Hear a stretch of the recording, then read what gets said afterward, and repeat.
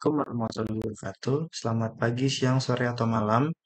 Prof. Den selaku koordinator mata kuliah pengampu mata kuliah praktikum survei hidrografi. Perkenalkan, nama saya Gabriel Praiselo dengan NIM 26050 1221352 dari survei hidrografi dari praktikum survei hidrografi kelas A. Oke, di sini saya akan membuat tugas vlog atau video mengenai uh, Echo Sounder 585 Plus beserta dengan pemeruman dan pengolahan data yang nantinya akan saya jelaskan. Oke, kita masuk ke eh, pengantar dulu. Apa itu single beam echo sounder 585 Plus? Oke, kita lanjutkan. Oke, jadi sebelum kita mengetahui lebih lanjut apa itu echo soundernya, kita harus mengetahui dulu kenampakan echo sounder itu seperti apa. Jadi di sini ada device overview. Device overview-nya tuh yang di bagian ini yang seperti remote. Dan ada GPS Map 585 Plus Echo Sounder-nya. Jadi itu sebagai interface dari Echo Sounder-nya sendiri. Oke, di device overview. Yang nomor pertama itu, nomor satu itu ada power keys Echo Sounder-nya. Lalu yang nomor dua itu ada device keys. Itu untuk mengatur atau menyeting Echo Sounder-nya seperti apa. Lalu yang nomor tiga itu ada SD card slot. Nah, ini tuh termasuk ke dalam device yang atau hardware yang sangat penting karena di sini semua data bakal tersimpan di sini di SD card slot. Oke, lanjut ke GPS Map 585 Plus dimensinya itu seperti apa sih? Di sini ada tiga dimensi utama. Sebenarnya ada banyak, cuman di sini yang diambil ada tiga aja. Yang nomor pertama, yang nomor satu itu ada powernya, itu buat nge-connect-in dari echo sounder ke sumber arus listriknya. Lalu yang nomor 2 itu ada 8 pin transducer cable connector. Jadi ini tuh yang bakal nyambungin kabel dari eh, ini interface echo sounder-nya ini ke si transducernya itu. Lalu yang terakhir itu ada BNC external GPS antenna cable connector. Nah, ini buat si antenanya itu sendiri, konektornya. Oke, lanjut lagi ke beberapa tools yang ada di echo sounder itu ada apa aja. Jadi yang pertama tuh ada initial preparation. Jadi ini yang buat sebelum kita melakukan survei itu kita harus ngapain dulu? Nah, yang pertama tuh kita memasang transducer. Jadi tuh kita harus mastiin transducernya itu terhubung dengan benar ke perangkat. Nah, itu yang tadi tuh yang ada di 8 pin ini, yang nomor 2 tadi. Oke. Terus lanjut kita bisa menghidupkan perangkat. Nah, menghidupkan perangkatnya dengan apa? Yap, dengan device overview yang ini, dengan remote-nya ini. Jadi ada power keys-nya kita bisa hidupin di situ.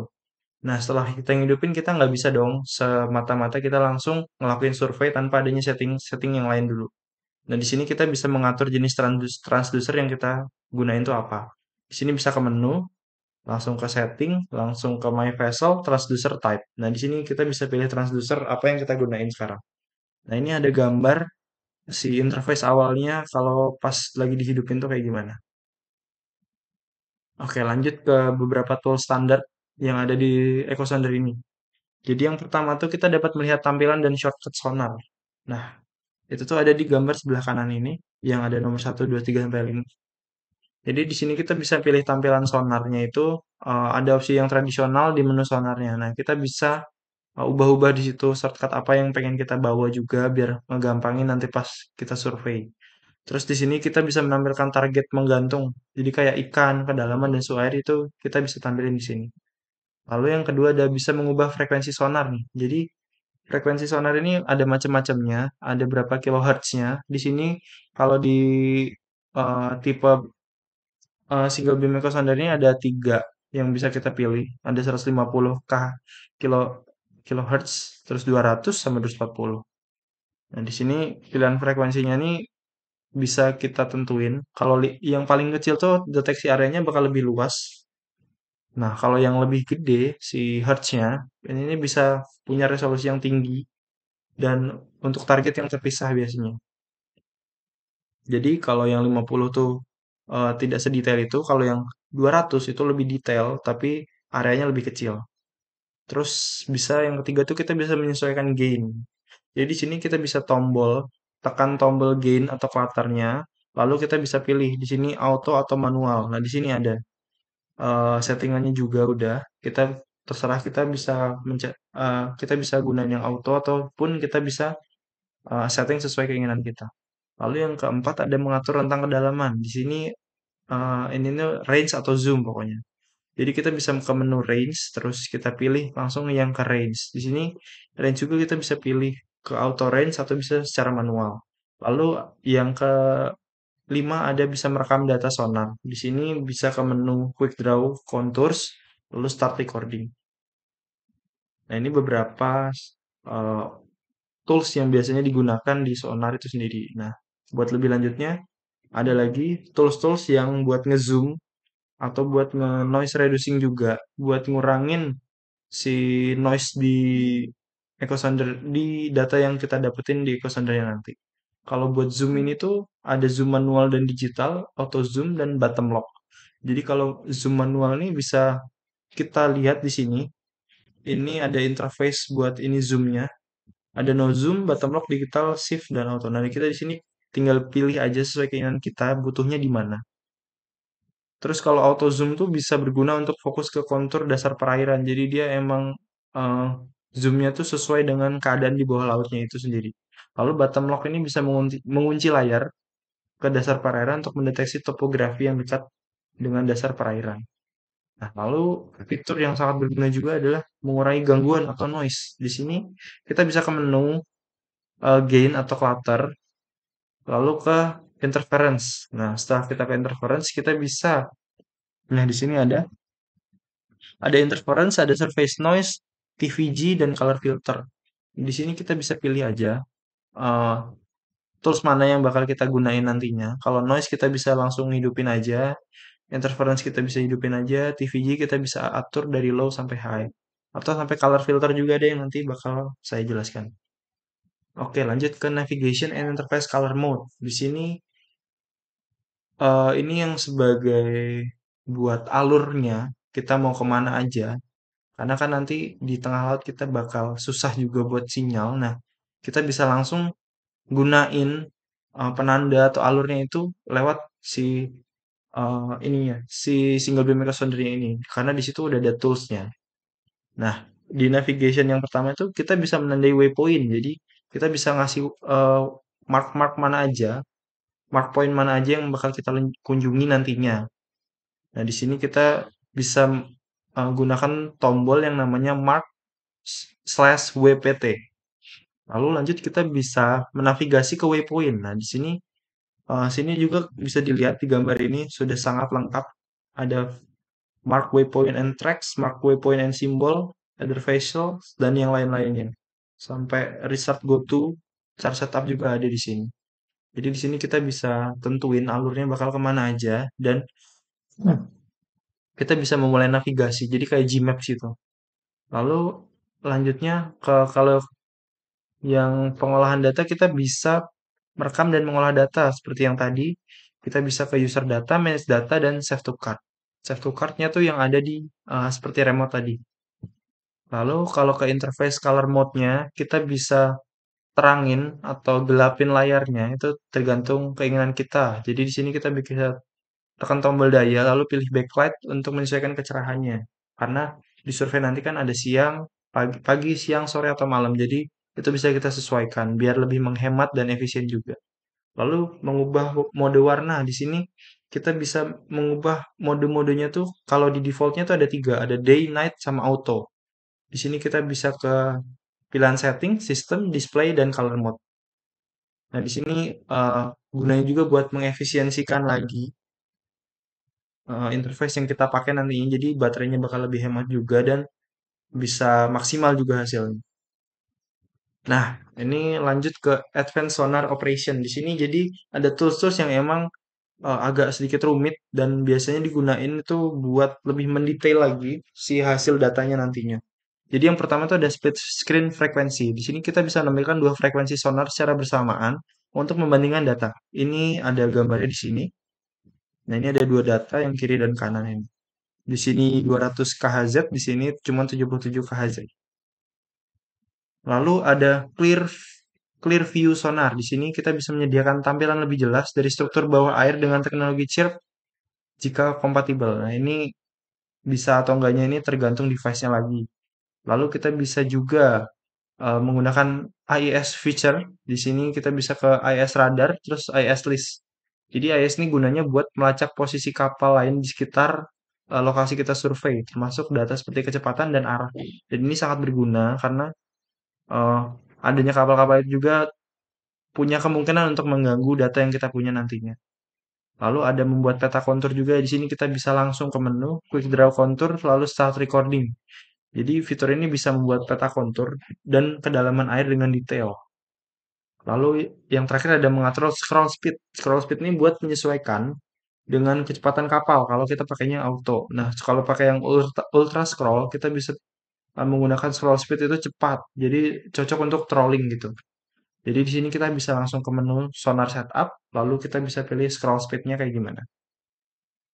Nah, ini beberapa chart simbol yang mungkin ada atau ditemuin eh, di echo soundernya itu sendiri. Di sini ada buoy, information, marine service, tide station, current station, overhead photo available, lalu perspektif foto. Di sini sebagai beberapa simbol yang emang saya masukin karena di sini menurut saya penting. Jadi di sini mungkin perlu kita ketahui. Jadi biar nggak bingung pas pemakaiannya nanti. Oke. Nah, itu mungkin sedikit pengantar dari single beam echo sounder 585 plus. Lalu nanti kalau emang sudah survei dan misalkan emang kita dapat datanya, kita harus buat kita melakukan pemeruman lagi, kita harus melakukan perhitungan pemeruman. Nah, perhitungan pemeruman ini buat apa? Buat kita membuat jalur pemeruman yang nanti kita buat di map source gitu. Jadi di sini ada beberapa variabel yang mungkin harus kita ketahui. Yang pertama itu ada skala, panjang, lebar, kecepatan kapal, biaya survei, dan waktu survei. Kenapa di sini ada biaya dan waktu? Karena itu untuk mengetahui kisaran harga yang harus kita mengetahui berapa budget yang harus kita keluarin untuk melakukan survei itu. Nah, di sini yang pertama kita menghitung interval. Jadi interval ini skala tinggal diubah ke meter. Dapatlah 200 meter, lalu lanjut ke banyaknya interval. Nah, banyaknya interval ini ada horizontal dan vertikal. Buat apa banyaknya interval? Buat nanti nentuin berapa berapa interval yang bakal berapa jarak atau berapa kali pemeruman yang bakal kita lakuin di horizontal dan vertikal gitu. Jadi kalau di horizontal tuh jarak dibagi interval. Jadi ini jaraknya tuh kita pakai kalau yang horizontal pakai yang lebar. Jadi 2000 dibagi 200. Jadi 10 bakal ada 10 interval tuh si pemerumannya. Kalau ke vertikal kita pakainya adalah panjang. Di sini panjangnya 3000 dibagi 200 hasilnya 15. Jadi nanti buat vertikalnya bakal ada 15 interval gitu. Panjang jalur di sini ada horizontal dan vertikal juga. Tinggal rumusnya banyak interval tambah satu dikali panjang dapat yang horizontal 33, vertikal 32. Total panjang jalur kita bisa gunain rumus panjang jalur vertikal tambah panjang jalur horizontal. Kita dapat 65 kilometer. Itu jalur yang kita tempuh tuh berapa kilometer panjangnya gitu. Lalu ke panjang interval. Panjang interval ini banyaknya interval horizontal dikali interval. Jadi kita dapat panjangnya 2 kilometer. Yang vertikal banyaknya interval vertikal dikali interval dapatnya 3 kilometer. Total panjang interval tinggal ditambahin aja 2 tambah 3 berarti 5 kilo. Lalu panjang jalur wilayah studi. Di sini kita pakai rumus total panjang jalur ditambah total panjang interval. Jadi ada 65 kilometer ditambah 5 kilometer. Jadi hasilnya adalah 70 kilometer. Jadi di sini kita harus berlayar sejauh 70 kilometer dari titik awal hingga titik akhir nanti pemeruman. Nah, lanjut ke kebutuhan survei, lama survei, dan biaya survei. Di sini kita buat mengetahui aja patokan harganya kisarannya berapa. Di sini ada kebutuhan survei itu panjang jalur wilayah studi dibagi kecepatan kapal. Nah, di sini makanya ada kecepatan kapal dalam kilometer per jam. Jadi tinggal 70 dibagi 7. Jadi kita bakal survei selama 10 jam di laut. Nah, kalau lama survei ini dalam hari. Jadi kebutuhan survei dibagi waktu survei per harinya tuh kita dapat bisa berapa lama gitu. Karena di sini 2 jam per hari, hanya bisa 2 jam per hari. Kita tinggal bagi 10 bagi 2 berarti kita butuh 5 hari untuk survei di laut. Nah, untuk biaya surveinya di sini saya bikin 500.000 per hari. Jadi tinggal 500.000 dikali 5. Jadi kisaran 2.500.000 untuk survei pemeruman dari awal sampai akhir dengan skala panjang dan lebar sekian. Oke, mungkin sekian penjelasan pengantar dari single beam echo sounder dan perhitungan pemerumannya, dan akan saya lanjut ke pengolahan data dan ke pemerumannya langsung. Oke, akan saya lanjut karena di sini saya pernah membuat.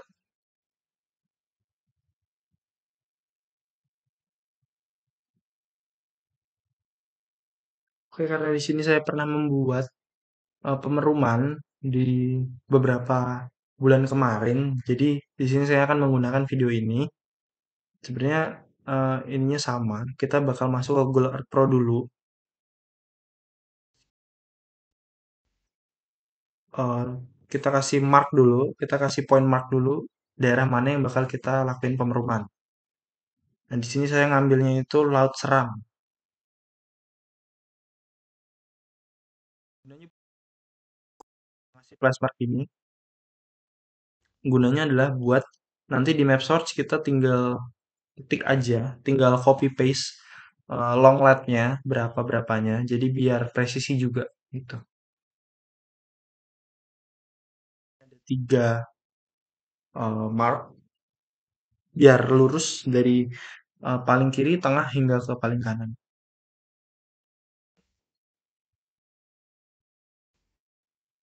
Nah, langsung kita masuk ke map source. Jadi di map source ini kita bakal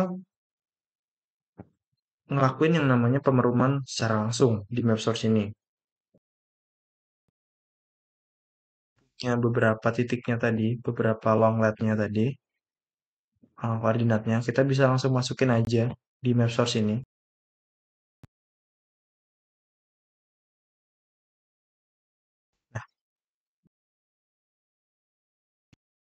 Nah, nanti jadinya seperti ini.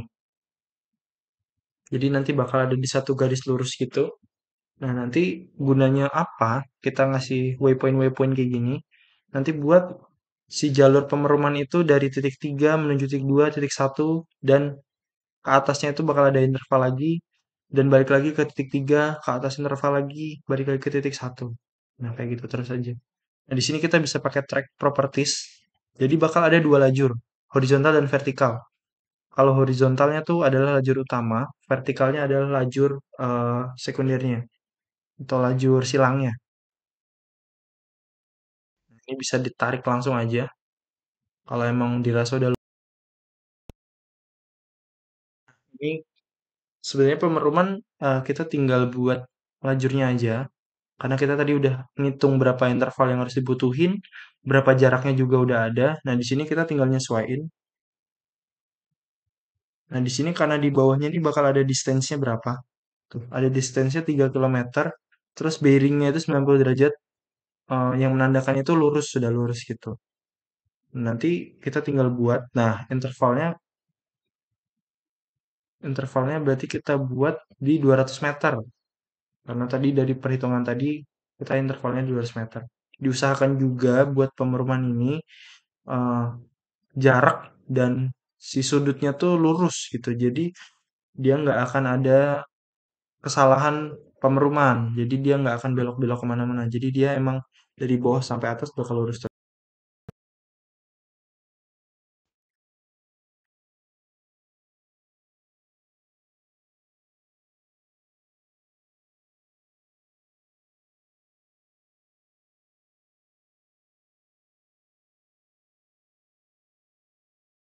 Ada 10.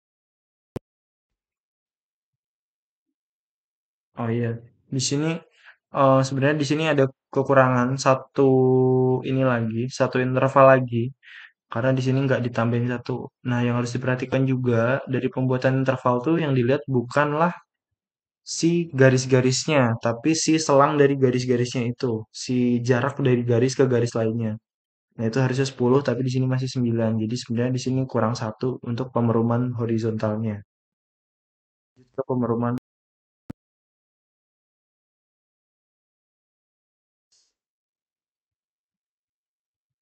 ada 15 interval dengan jarak antar garis tuh 200 meter sama.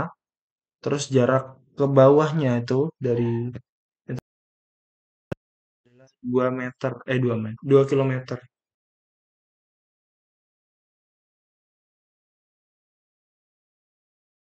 Dikit miss dari pemeruman kali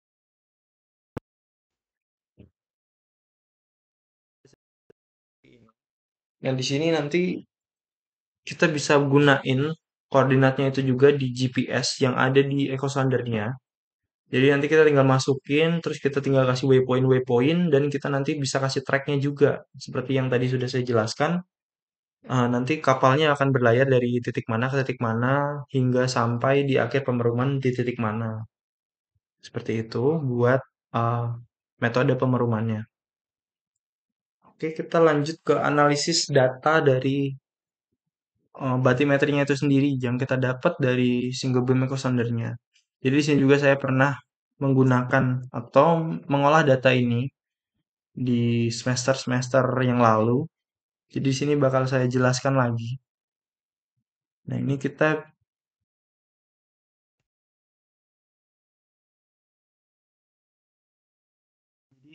Nah, di sini Excel-nya ini isinya ada indeksnya, terus kedalamannya, terus waktunya, terus ada temperature, ada ininya, positionnya, ada speed. Di sini kita pakainya Excel Word. Jadi kalau udah kita bakal keluar seperti ini. Kecepatan arusnya, terus kecepatan ininya juga ada. Di sini udah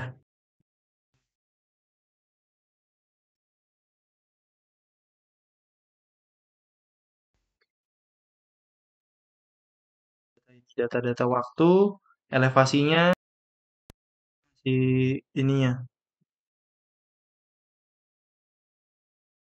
Dan di sini lagi yang memuat data data kedalaman juga. Dihitungnya itu per jam. Jadi kita dapat datanya itu per jam. Nah, di sini bisa kita lihat dari jam, misal di sini dari jam paling atas jam 4 sore, jam 5 sore, jam 6 sore sampai ke bawah. Jadi ini intervalnya adalah itu membuat datanya jadi nggak akurat kalau emang kita langsung pakai buat membuat peta nantinya. Nah, di sini yang kita harus membuat datanya ini dalam selang waktu yang sekecil mungkin. Nah, di sini 4 detik. Jadi per 4 detik kita bakal ngebaca data batimetrinya itu. Nah, nanti kita bakal juga buat grafik dan buat petanya, peta konturnya. Nah, di sini kita bakal ngukur batimetri dari jam 11 siang tanggal 1 bulan 10 tahun 2016 sampai jam jam 1 siang.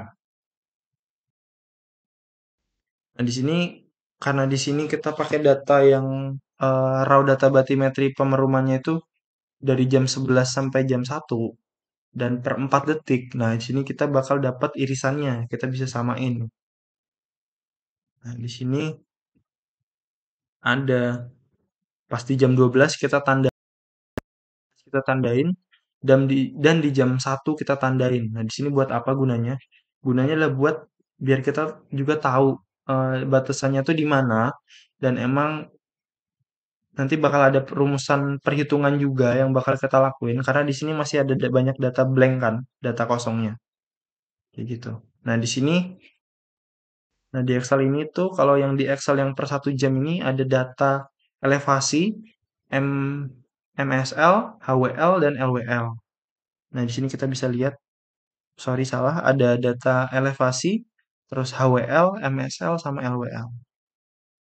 Nah, nanti data-data ini bakal kita move ke Excel yang satunya, yang per 4 detik tadi, buat mengetahui si elevasi dan MSL, HWL, dan LWL-nya itu berapa.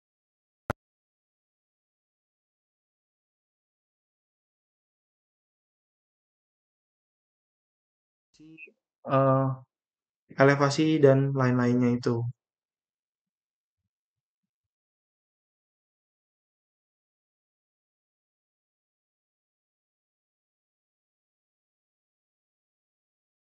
Terus, ini ya,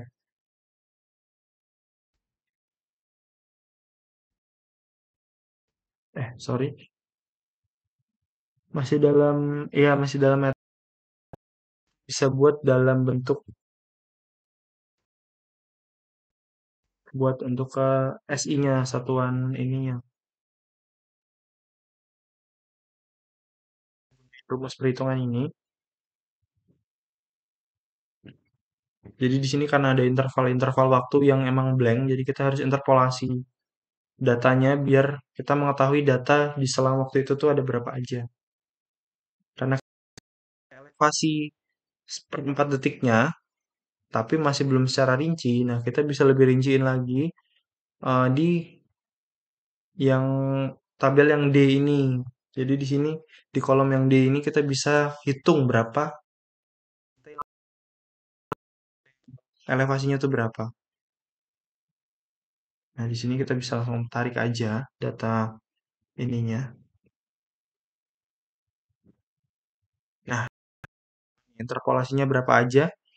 Di sini ada 1,02, langsung lanjut ke bawahnya tuh bakal semakin mengecil data. Terus mengecil, lalu dia bakal membesar di bawahnya 0,98.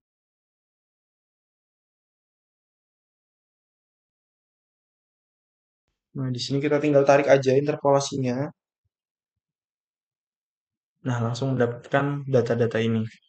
Ternyata emang dari atas sampai bawah itu bakal semakin berkurang dari jam 11 sampai jam 1. Nah, di sini kita habis nyari elevasi, kita bisa nyari HWL-nya, terus MSL-nya, lalu LWL-nya juga kayak tadi. Ini rumusnya bisa dilihat C2 dikurangi D2, terus ditambahin sama nilai yang fixnya nih, nilai yang 1,3-nya ini nilai fix. Jadi emang irisan dari data raw batimetrinya ini sama dari data per 1 jam tadi. Kita dapetinnya segini. Ini tuh di jam 11 pas gitu.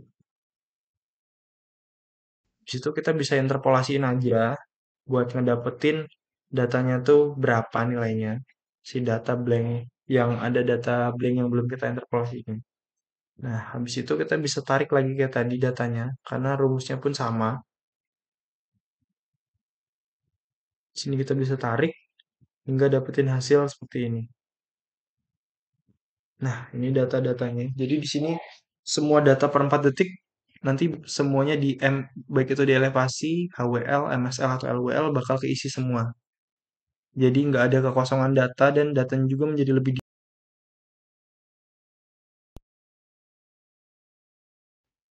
di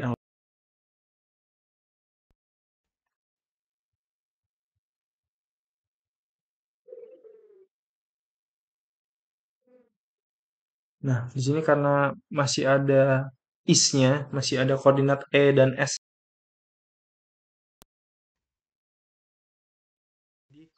bisa langsung ke koordinat yang beneran ya. Jadi cuman angka doang. Di sini ada dari minus 6,57897, 110,6413. Nah, habis itu kita buat sheet baru, terus kita pindahin.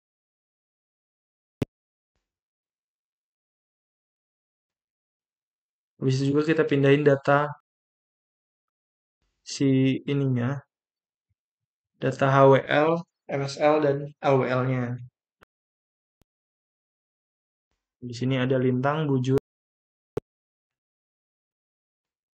Nah, nanti kita bisa langsung save aja pemerumaan.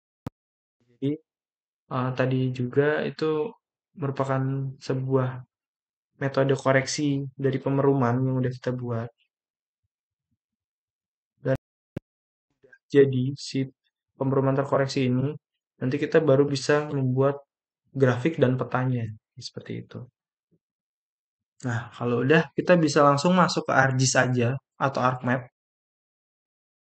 Nah, karena kita tadi udah gunain pemeruman terkoreksi itu, nah kita bisa langsung masukin aja karena kita tadi udah buat sheet baru kan. Kita bisa langsung masukin aja ke ArcMap-nya. Jadi biar kebaca datanya karena di situ ada angka dan keterangan-keterangannya doang gitu. Jadi bisa kebaca. Di sini kita bisa sesuaiin aja.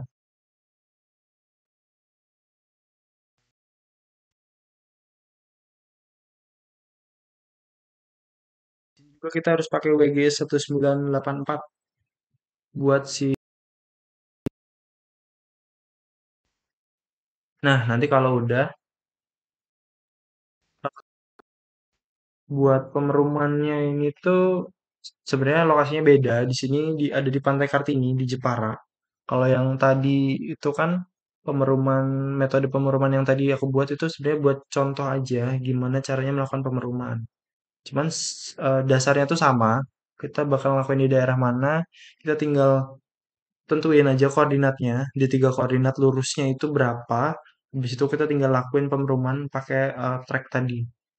Nah, di sini yang seperti yang bisa kita lihat, di sini emang nggak semua pemeruman itu sesuai dengan apa yang kita buat tadinya di map source tadi. Karena di sini bakal ada banyak faktor oceanografi yang mempengaruhi, kayak arusnya mungkin, mempengaruhi gerak kapal, gelombang, dan angin, dan lain-lainnya. Jadi emang nggak akan 100% lurus dan sesuai dengan kondisi idealnya. Dan ini faktornya emang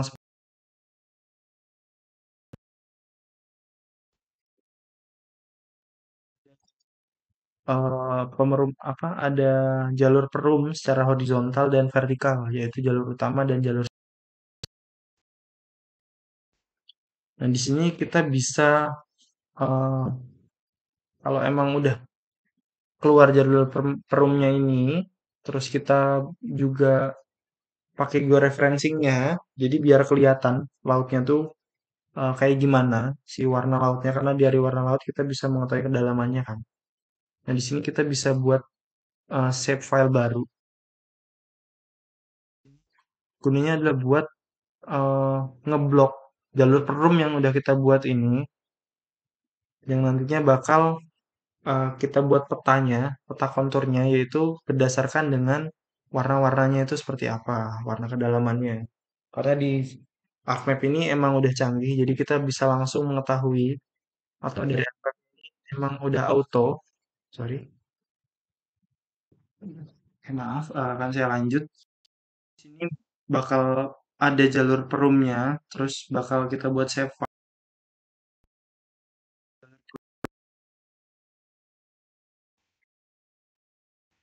Kita bisa buat new save file yang namanya batas. Dan construction toolsnya ini pakainya.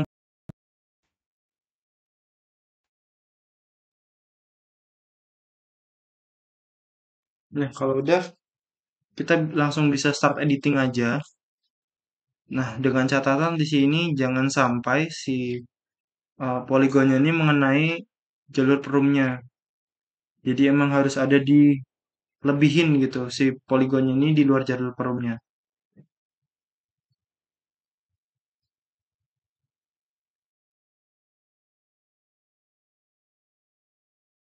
Kita harus ngeblok, jadi ada kesalahan karena ada jalur perum yang emang nggak keblok, karena udah keblok semua.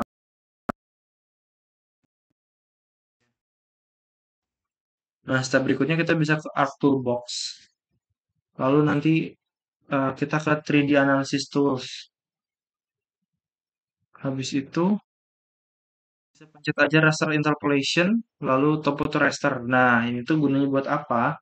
Gunanya buat adanya warna-warna kedalaman yang ada di jalur pemeruman ini. Nah, di sini jadi kita bisa ngelihat kedalaman di jalur ini tuh berapa, kedalaman di jalur ini berapa. Nah, di sini kita bisa langsung input aja yang sheet tadi, yang sheet si perumnya itu. Kalau di sini namanya sheet 1 dollar events. Terus kita bisa masukin juga batas atau yang save file yang udah fieldnya kita ganti. Terus bat terus type di batasnya kita jadi ganti jadi boundary. Lalu yang type sheetnya itu kita ganti jadi point elevation.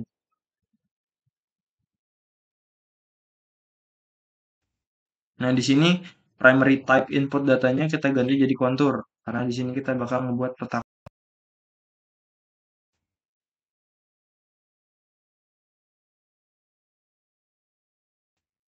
Nah, ini udah bakal keluar range konturnya.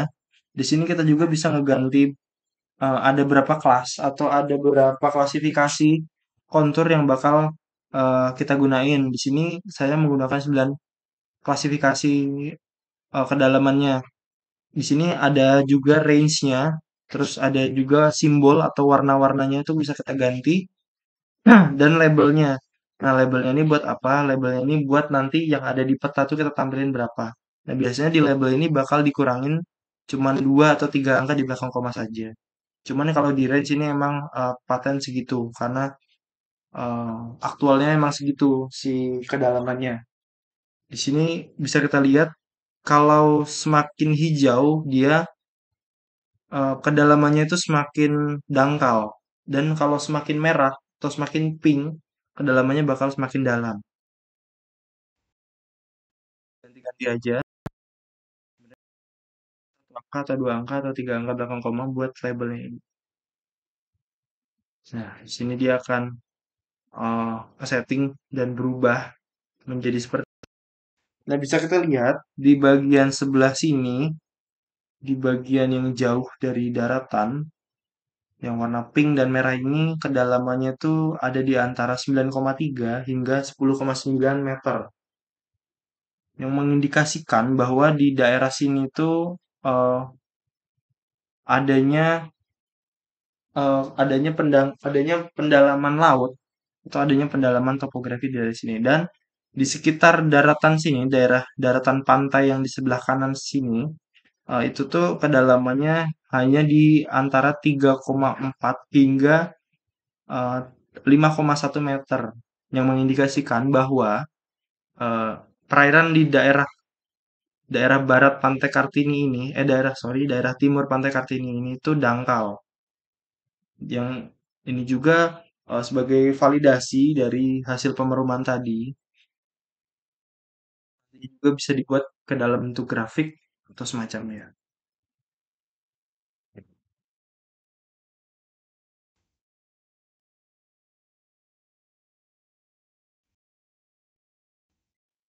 Nah, kita bisa kasih garis-garis konturnya supaya lebih memperjelas lagi di bagian mana aja yang ada atau di bagian mana aja batasan atau boundaries dari satu kedalaman ke kedalaman lainnya. Jadi di sini biar output dari sini bakal dihasilin peta, peta batimetri atau peta kontur bawah laut. Eh, Nanti bakal ada juga beberapa navigasi atau legenda lainnya seperti skala, terus terus adanya ini arah mata anginnya kemana dan lain-lainnya. Nanti di situ kita bakal bisa tahu gimana bentuk atau topografi di bawah laut itu seperti apa. Nah, jadi sebenarnya fungsi dari pengolahan data ini tuh buat orang yang awam supaya lebih mengetahui bentuk atau topografi dasar laut yang sedang mereka atau yang ada di sekitar mereka itu seperti apa. Jadi di sini kita juga sebagai peneliti atau sebagai oceanografi kita bisa membantu masyarakat juga dalam membuat peta batimetri ini ataupun kita juga bisa melakukan penelitian yang memang berhubungan dengan adanya topografi bawah laut. Di sini kita bisa gunain peta kontur ini buat banyak atau buat buat banyak proyek lainnya seperti kita misalnya ada pembangunan pelabuhan, kita adanya analisis tentang nantinya ada pembangunan bangunan pantai seperti breakwater dan lain-lainnya. Nah, di sini kita bisa gunain eh, batimetri ini buat mengetahui gitu dasar lautnya itu seperti apa dan kenampakannya itu seperti apa. Nah, jadi sebenarnya ya emang berhubungan antara eh, pemahaman kita mengenai echo soundernya itu seperti apa hingga dengan pengolahan datanya itu emang harus semuanya kita mengerti dan harus semuanya kita kuasain karena kalau kita hanya cuman bisa mengoperasikan echo sounder tetapi tidak bisa mengolah datanya, seperti sia-sia aja gitu karena kita bisa menggunakan echo sounder tapi kita nggak bisa memanfaatinya secara lebih lanjut lagi hingga ke pengolahan data. Jadi di sini juga buat kita bisa mengefisiensikan biaya yang bakal nanti kita keluarin. Semisal kita bakal melakukan survei di suatu perairan atau di suatu daerah. Gitu. Jadi eh, yang baru kita pelajarin juga di sini masih menggunakan single beam echo sounder karena untuk multi beam atau semacam atau yang lain-lainnya tuh memang belum ada dari kita mempelajarinya karena dari keterbatasan sumber daya yang eh, kami punya seperti itu. Jadi mungkin sekian video vlog atau video pengolahan data dan penjelasan mengenai single beam echo sounder itu seperti apa. Dari saya mungkin cukup sekian. Em, Mohon maaf bila mana ada kekurangan atau ada keluputan dari video kali ini. Wassalamualaikum warahmatullahi wabarakatuh.